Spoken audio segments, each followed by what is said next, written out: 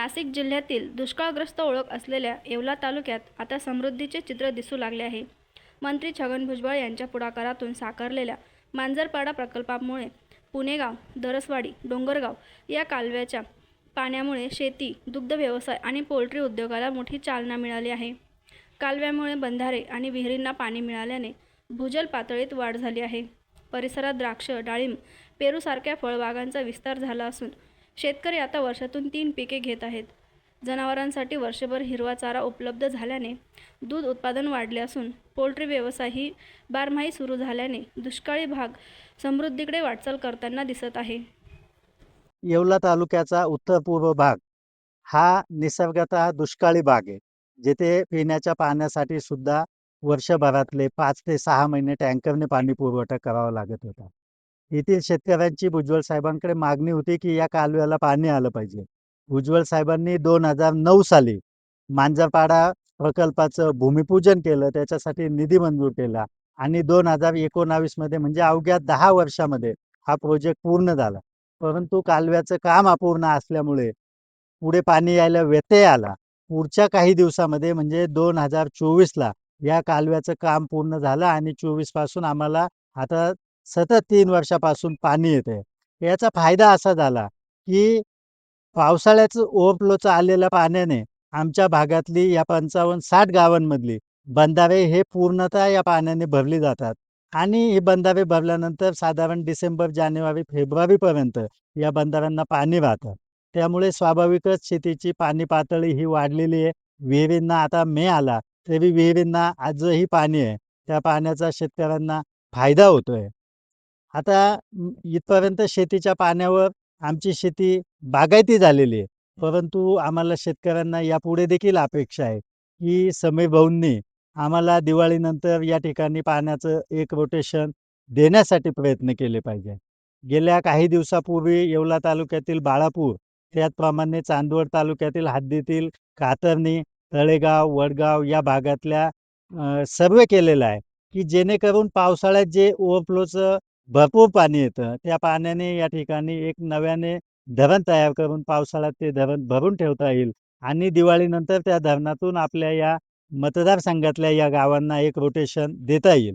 आम्हाला शेतकऱ्यांना निश्चितच भुजबळ कुटुंबावर, समीर भाऊंवर विश्वास आहे, की निश्चितच त्यांच्या या प्रयत्नांना यश येईल आणि दिवाळीनंतरचं एक रोटेशन म्हणजे 8 मै हा कालवा निश्चितच होईल अशी आम्हाला अपेक्षा आहे.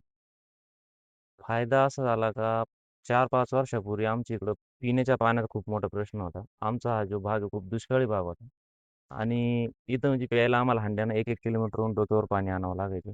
पण मांजरपाड्याचं पाणी एवढ्या 4-1 वर्षापासून आल्यापासून आम्हाला इथं पर्क्युलेशन झालं. आमच्या दोन्ही नद्या, ओढ्यानी पाणी गेलं इकडं खाली बंधारे भरण्यासाठी. त्याच्यामुळं आमच्या विहिरीला पर्क्युलेशन खूप म्हणजे पाण्याची पातळी वाढली. त्याच्यामुळं मग आता आमचे काहीच नव्हतं. आमचे पिण्याच्या पाण्याचे हाल होते. पण आज जर तुम्ही बघितलं तर इथं पेरूच्या बागा आहे आमच्या.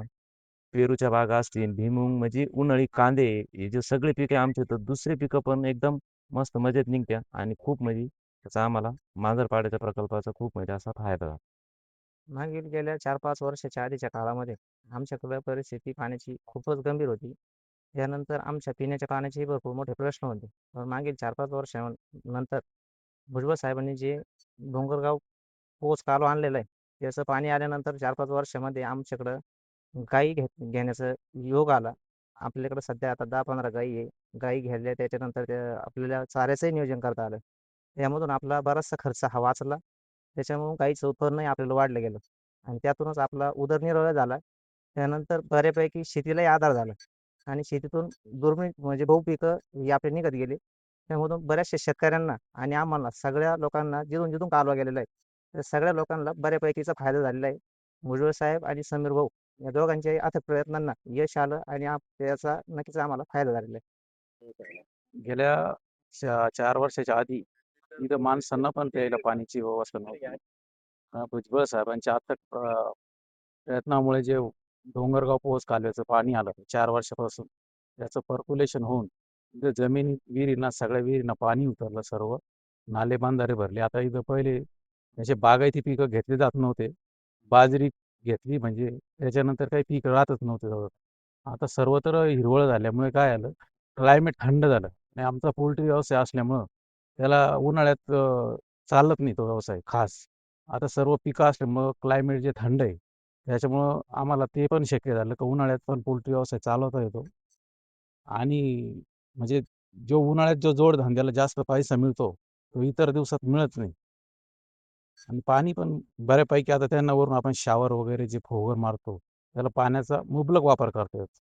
आणि ते जे मांजरपाडा जे पाणी आहे, डोंगरगाव पोहोच कालव्याचं पर्क्युलेशन झाल्यामुळे काय झालं, पूर्ण म्हणजे जास्त दिवस त्याचा साठा टिकून राहतो. पावसाचं पाणी हे 2-3 महिन्यात आटून जायचं.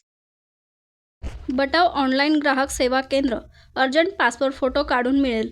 ठिकाण: अमरधाम रोड, विक्रांती हॉटेल समोर, येवला. बटाव photo studio.